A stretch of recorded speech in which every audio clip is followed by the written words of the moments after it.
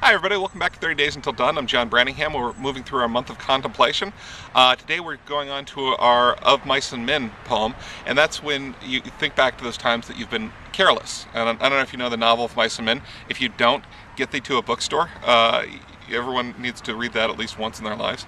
The Of Mice and Men poem is about being careless, as Lenny was careless. And actually George is even more careless in that book.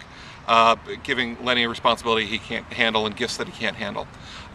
Okay, so when were you careless? What thinking back on it, what happened and why was that? It could be in your love life, it could be in your career, it could just be physically you were careless and things went badly.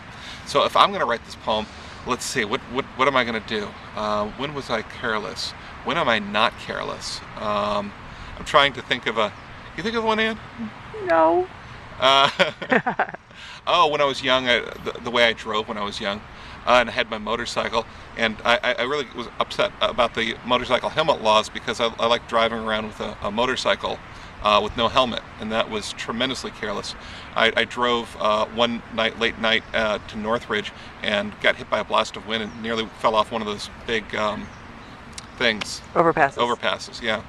And went backpacking by myself and hitchhiking through Sequoia and Kings Canyon and other places too.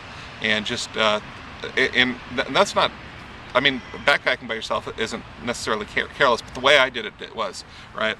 And so you get to a spot that's really pretty and you look up a mountain and you don't really have a map and you think, you know what, I bet the nicest thing is off the trail. I'll just head off with no map up this mountainside, right? That's fairly careless.